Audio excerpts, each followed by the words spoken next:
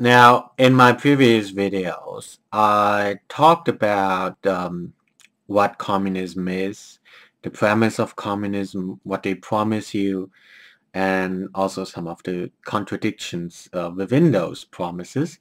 And I also started talking a little about some of the methods they use. Now, this is gonna be like the second video about the methods communists use. And now that I've gotten into the topic a bit and talked about all the premises, um, I can explain it in a bit more detail now and get into do the methods in a bit more detail. Well, my channel name is Emmanuel Goldstein, so I guess people expect me to do that.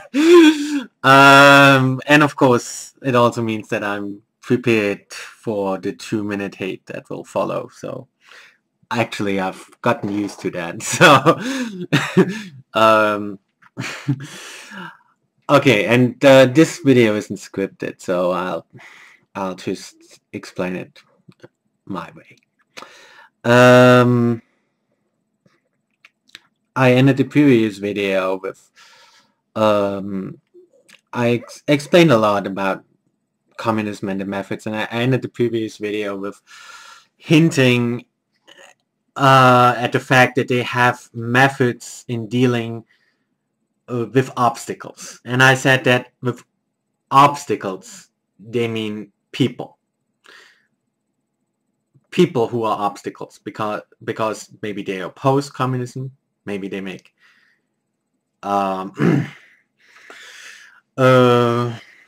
maybe they criticize communism in certain videos on YouTube, like I'm doing.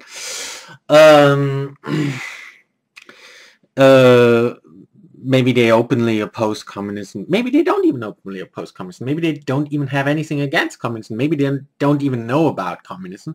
Maybe they just don't believe in communism. Maybe they believe in something else. Maybe they believe in, I don't know, maybe in a religion. Communism opposes religion. So maybe they become an obstacle to communism without even wanting to, without even realizing it. Actually, it was the same with me. I don't. Well, maybe I'm opposing communism now, but originally I wasn't. If you call me an anti-communist now, I'm not offended. Originally, I would have been. Originally, I wasn't. If somebody would say, "Hey, you're against communism," I would be offended. I would say, "No, I'm not against communism. I myself believed all the propaganda communism promised you that I talked about in my previous videos, and I too, I thought, hey, communism is a good thing. I wasn't against communism at all. It was communists who labeled me an anti-communist just because in certain things I might have not saw it the way they wanted me to. I wasn't like I saw certain things went right, and certain people got, when they persecute people, that's wrong. And I just said, okay, it's wrong for communism to persecute people, and that was enough for me to be labeled an anti-communist. Originally I wasn't against communism at all. But even without saying anything about communism, even without criticizing communism, just by not believing in communism, not thinking the way they want you to think, that already makes you an obstacle to them. And they say obstacle, so they can say, well, it's an obstacle. If you say, oh, well, there's an obstacle we have to get rid of, it doesn't sound as bad as saying, oh, well, there's a person we have to kill. It doesn't have to mean that. It doesn't mean they will kill you, but it can mean that in certain countries where communist parties have come to power, it does mean that. And there have been many people who have been killed simply for refusing to think the way the Communist Party requires you to think. There have been many people, well, you know all that, and maybe I'll put some videos about that on here as well. You know about that. You know about how Christians got persecuted in the Soviet Union, in Eastern European countries. You know about religions still get persecuted in China. Christians still get persecuted in China to this day. Those who, well, there are two kinds of Christians in China, those who follow the Communist Party and those who follow God. Those who follow God get persecuted to this day. And in many other religions in China and in other countries who get persecuted by the Communist Party. And doesn't have to be religion. Just if you think in another way, you know, if you maybe you would like to have democratic elections in countries controlled by the Communist Party or whatever. If you think in any way, if you think in a way that they don't want you to think, then they will persecute you. And to this day. So I don't have to tell you about this. You know about this, and I've done many videos about this. But physical persecution is only the final step. You know, only after they have come to power in a country, and only after they have taken certain steps beforehand to prepare the persecution that is going to follow. Only then can they really physically persecute people, make them disappear, put them in labor camps, execute them. They will do that, but that is the final step. They can do that only after they have come to power and after they have gone through certain steps in preparation. And so I will talk about those steps, you know, what will come first. So physical persecution is only the final step. They will kill you, but they will not kill you right away. They can't kill you right away. That wouldn't work, you know, if they just, you know, like now in Germany now is not controlled by a socialist party anymore. Or at least they don't have the majority, you know. So anyway, so now if they go and just kill somebody because, you know, if they would go, if German communists would go and kill me because I made this video, they probably wouldn't do that. Because, you know, right now Germany is not under the control of a socialist party. So if they were to do that, they would have to go to prison, you know. Eventually the police would find them, arrest them, and they would have to go to prison. And naturally they wouldn't want to go to prison, right? So they wouldn't do that. And besides, at this point, it would not help their communist cause. On the contrary, it would damage their cause, because then people would actually oppose them. They would say, well, you killed this guy, he was innocent, well, maybe he made a video on YouTube, but that's about it, and you killed him. People would oppose them, you know. So in the 1920s and stuff, there were instances when they did stuff like that, but it really backfired. So you know, just killing people right away, that isn't gonna work at the beginning. So at the beginning they don't use that method. That's only the final step.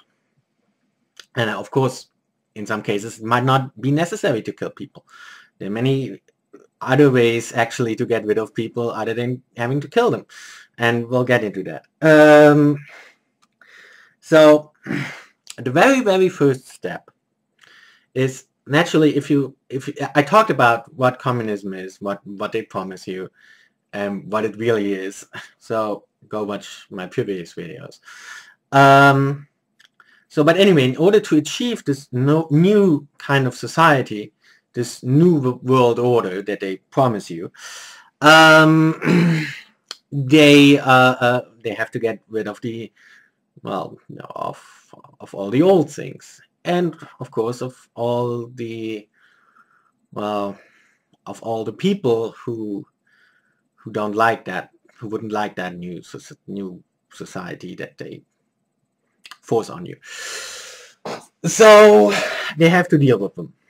They can't kill them right away. That wouldn't work. So the first step is they demonize them. They start with portraying them in a very bad light. Right away, when you read communist texts, no matter what communist text, right away they start demonizing their enemies, and their enemies is anybody who does not like that communist society. Anybody who thinks differently and who would eventually oppose them. They, if the majority of people oppose them, well, okay, well, they can't exactly kill the majority of people. You can only, even if they control a certain country, even if the Communist Party has come to power in a certain country, or even if they would control the whole world, which is their final goal, eliminating all the countries and controlling the whole world. But even if they would achieve that, even if they would control the whole world, even if the whole world would be communist, still they cannot kill the majority of people. If the majority of people would oppose them, it wouldn't work. It wouldn't work. They cannot kill the majority of people. They can only kill a certain percentage. And if you look in the Soviet Union, or Eastern European countries, or China, or no matter what communist countries, or even if you look at the National Socialists, they have all killed about, I think, Jews in Germany were about 10%, and the same with communist countries. Stalin killed about 10%. Maybe at certain times he killed 20%, but overall it was about 10%. Mao killed about 10% of the population. It's always about 10% of the population. No matter what persecution campaign, it's always about 10% of the population. Sometimes it's a little less. At certain times it's a little more, but overall it cannot be much higher than that percentage over a long time, because that doesn't work. As soon as the targeted people are much more than 10%, it doesn't work, because it's simply too large a number. They wouldn't go for it. They wouldn't voluntarily let themselves be killed, right? So it doesn't work if the percentage is too large. They know that.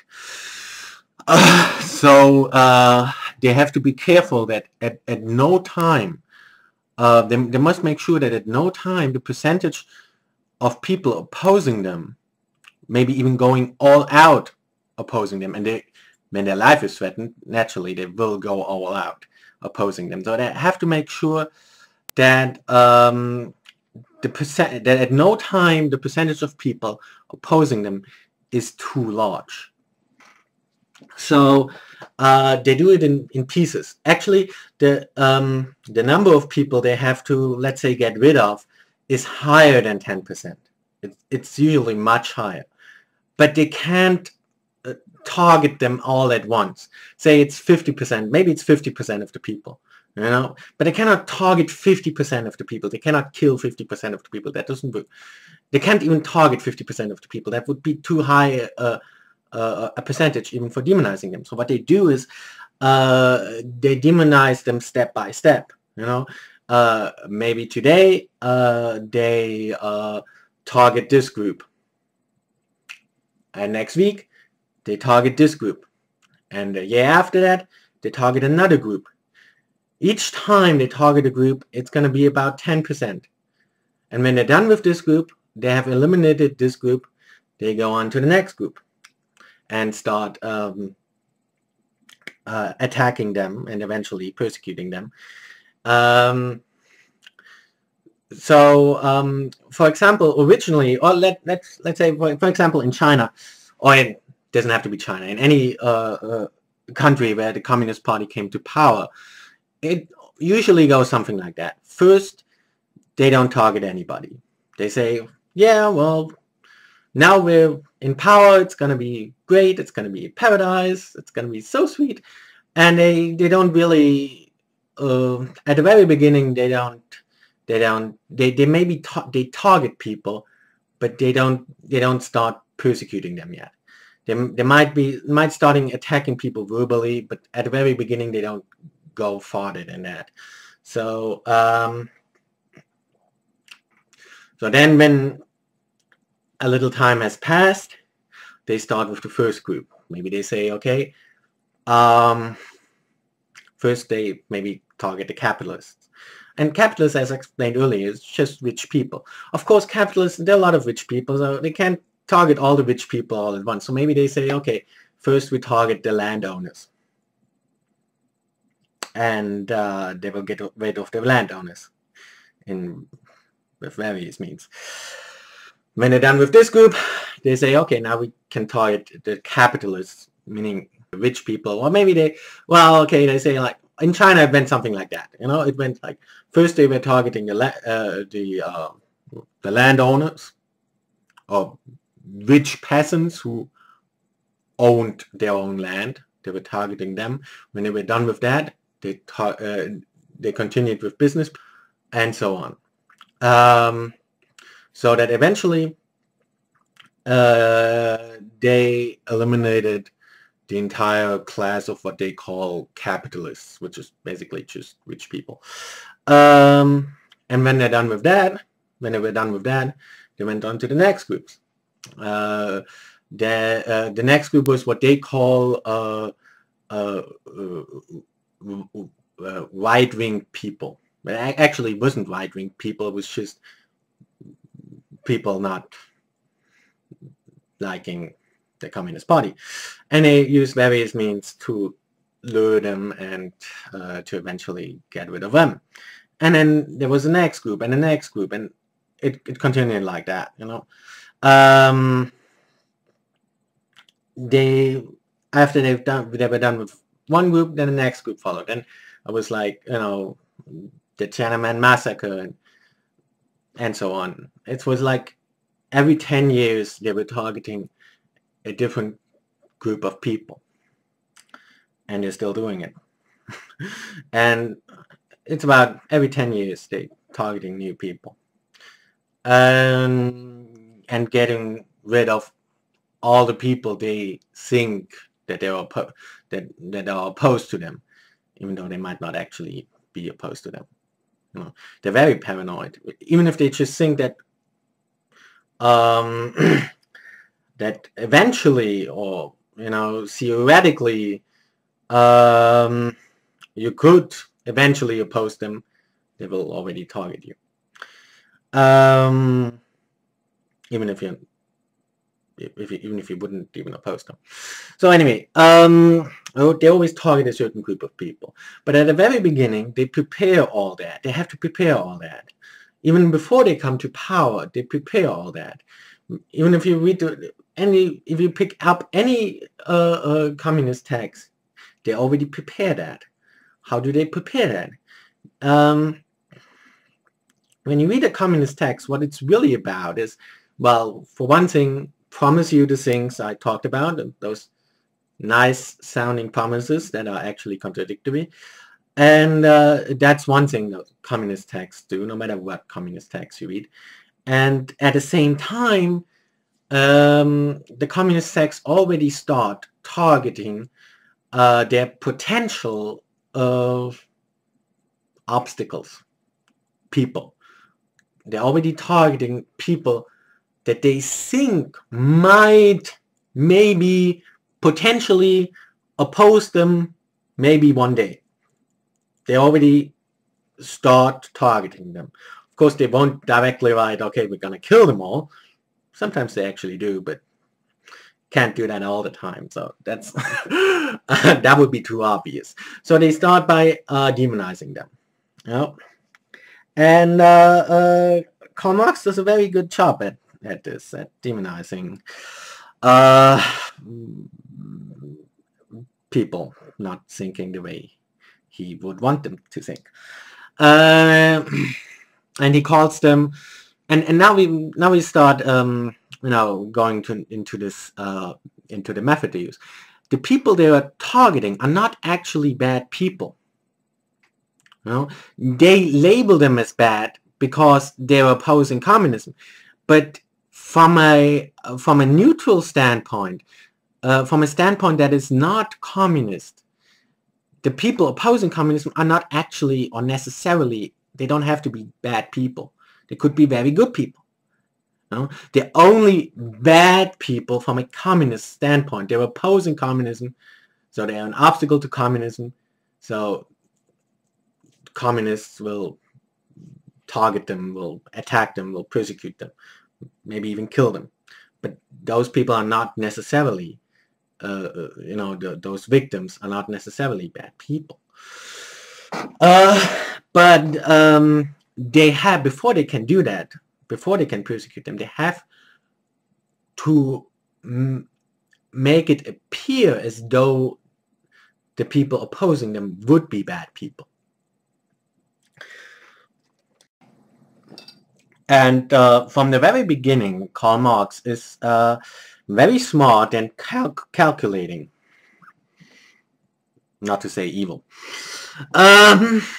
He knows exactly, well, it's all very calculated.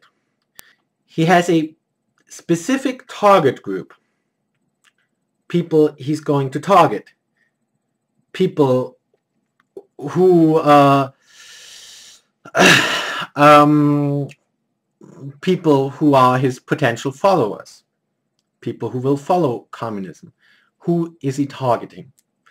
The majority of people. He has to, now, not targeting as enemies. We're targeting as potential supporters, as potential communists. That is the majority of the people. What is his target group? His target group is workers. There's a very, very large percentage of workers in the world. I say maybe 90% of the people are workers, right? I mean, it's a very large percentage. So, and what he writes will appeal to those people. And of course not to everybody, but maybe people who are disappointed with their current job or with the current state of society, and and who want to, that's how any scam works, and why do scams work is because they promise you something nice, and they say you have to do something very easy to get it. A scam is something that they promise you something really nice sounding, and you can achieve it with very little effort. That's a scam. So if you follow communists, follow me, follow communism, and I promise you, you'll earn twice as much as now, or 3 times as much. Or hell, money won't even matter. You have anything you want. We'll abolish money altogether, and we'll give you anything you want. We get rid of all the, you don't like your boss, do you? Who likes his boss? Nobody likes his boss. And almost everybody has some kind of boss, right? Who likes his boss? We'll kill all the bosses, all of them. Oh, well, won't kill them. That would be, well, we can't say that yet. And that would be, that wouldn't be too good. Now we won't kill them. We'll get rid of them. We'll put them somewhere. Some ghetto or whatever, boss ghetto. And they'll have as little money as they as their employees earned, and maybe a little less as punishment. So anyway, you'll get all this money. Isn't that great? Nice. And all you have to do is follow me. Follow communism. Great. That's a scam. Of course it's a scam. It's not going to work. Anybody who promises you anybody who promises you something great sounding and you have to do almost nothing to accomplish it except maybe follow them, that's a scam. So anyway, so the number of people Karl Marx intends to scam is very large. It's the majority of the people. It will appeal to the majority of the people because the majority of the people are workers and the majority of the people don't have much money and the majority of the people would like to have more money. So, right? So, but he knows not everybody will follow him. So if he is targeting the workers and the poor people, which are the majority, naturally the rich people and the bosses, they will oppose him. Right? It's a logical conclusion because they don't want to lose their factories and stuff, which they, own and earned and worked for. They don't want to lose that. Naturally, they don't want to lose that. Why should they lose it? It belongs to them. They earned it, right? From a neutral perspective, there's nothing wrong, with having a factory if you work for it, right? Why not?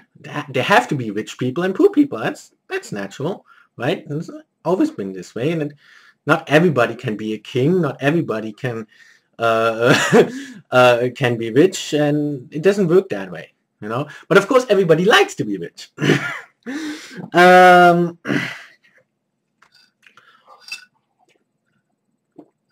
So naturally, Karl Marx expects the majority of the people to follow him, but of course, a small number of the people, particularly the rich people and the bosses who don't like losing their money, taking away the money from them, that's basically robbery. And of course, they wouldn't like to be robbed. So he knows that naturally they will oppose him. And so there he has his first group that he has to get rid of. Before he can get rid of them, he has to get rid of them, because that's the whole promise, right? Getting rid of the rich people, that's the whole promise. So he has to get rid of the rich people one way or the other. So and he tells people he has to use violence and forcibly take the money away from the rich people, and that's basically robbery. And you think they're just gonna stand there and, oh yeah, okay, communism is a good cause, you can have all my money, I own 2 banks, you can have them both, take all the money from the bank, I'll give it to you. They're not gonna do that. If you want the money from a bank, that's a bank robbery. Can you do a bank robbery without bringing a gun? No. You walk into a gun and say, oh yeah, give me your money, and they're just gonna say, yeah, okay, you can have all the money from the bank. Here, take it.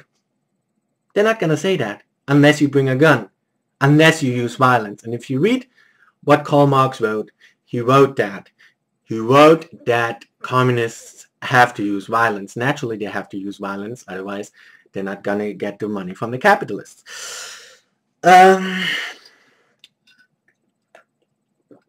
So, and those capitalists are not, or those rich people are not just gonna, stand there and watch their money being stolen from them. They're not gonna do that. So, what do you have to do? You have to get rid of them. Maybe outcast them, put them into a labor camp, into a ghetto. Or maybe you even have to kill them if they oppose you. Eventually you have to do that. And when the time comes and communists start doing that, And that's a problem, because then there will be people opposing them, saying, oh, well, you promised us peace, but now you use violence and kill people just because they have money. That's not a good thing, right? So they have to prepare for that. And they prepare for that by demonizing their enemies, like, for example, the rich people, from the very beginning. Actually, Karl Marx himself was a rich fart. He didn't lift a finger his whole life. You think he ever worked in a factory? No. Anyway, I'm digressing. So from the very beginning, they have to demonize those people. And then when the time comes, when they have to shoot the capitalists or whatever, people will not feel so much offended. They will think, oh yeah, well, but it's for a good cause. It's for communism. And besides, he was a capitalist. And originally, capitalist was just a rich person, right? It didn't have a derogatory meaning. A rich person doesn't have to be a bad person. But now, after the communists are done brainwashing the people, that suddenly becomes something bad. And then they say, yeah, well, he was killed, but he was a capitalist. Okay. Now, as I said, a capitalist is not necessarily someone bad. It doesn't have to do, you can't go like this, It's not like, oh, somebody has a lot of money, so that makes him a bad person, and somebody has little money, so that makes him a good person. Oh, so all the beggars on the street are good people, they have good intentions? Some of them. But you can't say, oh, just because he's poor, he's a good guy. Nor can you say that just because he's rich, he's a bad guy. It doesn't work that way. But the communists claim that, and all their texts already have that in them. They are demonizing, for example, what they call capitalists. And capitalist is not, well, originally capitalist was not a derogatory term, but even in Germany had different socialist parties come to power, and so even in Germany, the word capitalist is a very, very, very derogatory term, a very bad term. Maybe in America or something, doesn't have that negative meaning. But in any country where at any time a socialist party came to power, you can be sure that now suddenly the word capitalist is something very, very bad. And but nobody really knows why. I don't even know why. Why is it something bad? It's just a rich person. It doesn't, if you don't think in a communist way, then you don't understand why is it a bad thing. And that's the method they use. If you call somebody a capitalist, he can't defend against that. He can't go to court and say, well, you insulted me, you called me a capitalist. Well, then the judge will say, well, isn't it true that you have a lot of money? Yes, but so? Well, isn't that what capitalist means? Aren't you a capitalist then? Well, and the judge will say, well, it's not an insult, because the judge will say, well, it doesn't have a derogatory meaning. What the judge doesn't realize is that for the communists, it has a derogatory meaning. They turn it into something bad. They turn the term itself into something bad. They change it. Now, if you read 1984, then you know that the Communist Party will change the language, the meaning of words. And they really do that. And they have already done that. They don't have Newspeak or stuff like that, but they have already done that. They have changed the meaning of words. Originally, for example, capitalist. This is the most obvious example. Originally, it was not a derogatory term. They turned it into a derogatory term. It even goes so far that suppose somebody would actually get killed. And now we're talking about maybe Germany, just Germany. If I would go into the street and kill somebody, and he was a rich guy, a bank owner, there will be people, I guarantee you, there will be people who will argue that, oh, well, his death wasn't too bad. After all, he was a capitalist. There will be such people. It happens every time. Sometimes I pick up, communist newspapers, and it happens every time, Every time a rich guy gets killed or whoever, they will say, yeah, well, okay, he was killed, but he was a capitalist. Like, that would justify killing him. So they turn this term into something so bad that it, in their eyes, might even justify killing them, or can be used to justify that. So it's something suddenly so bad, when from a neutral point of view, it's not something bad at all. But after we've done reading all the communist propaganda, and you accept it and believe it, you too will start thinking, oh yeah, well, capitalists are really evil. It's really something really bad, even though it actually isn't. It's just people. You have good and bad people in any group. But no, they say this whole group is bad, and they brainwash you, and they repeat it and say, yeah, those are bad people, and we have to eliminate the Jews, capitalists, and whoever, They repeat it and repeat it until you believe it, until suddenly the word capitalist has become something bad, until suddenly the word Jew has become something bad, and until suddenly, and so on. There are a lot of such terms that they have altered the meaning of. Originally, those terms were not something bad at all, and they have made it into something bad to attack people, to demonize them, to devaluate them. Suddenly a rich person is someone evil, is exploiting people, and so on, and they turn it into something bad. And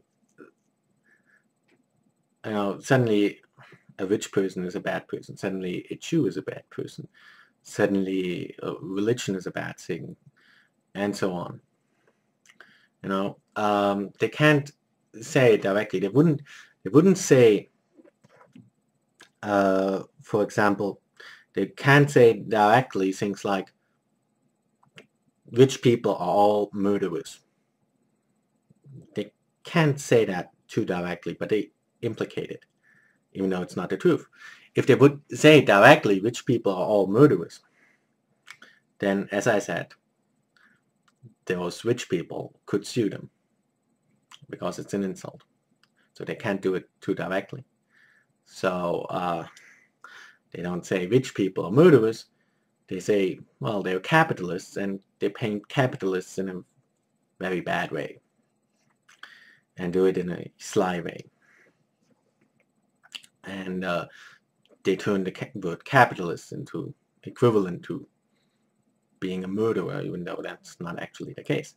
So they can label an innocent man, an innocent person, as a monster, even though he's not.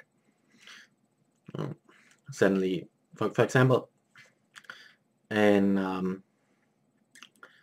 Nazi Germany, if you just called somebody a Jew, that was an insult.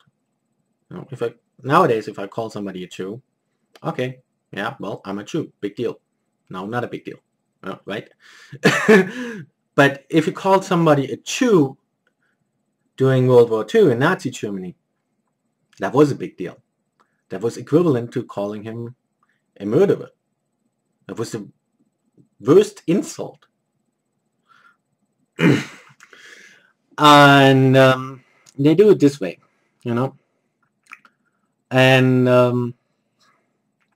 they use such terms who originally were not derogatory at all, turn it into something bad and slander those people and devaluate them.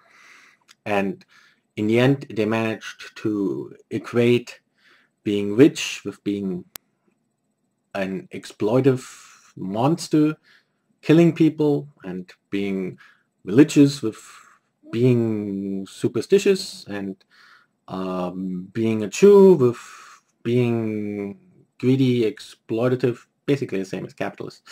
And they label all those things as something bad, even though they weren't bad things at all originally. And even though those are not necessarily bad people at all. And that's how their propaganda works. And once they've managed to do that and kind of managed to brainwash the populace in that way, then in the end, when they attack and persecute those groups, people won't feel sorry for them. They will look away or whatever. Then eventually they can persecute them and get rid of them in various ways.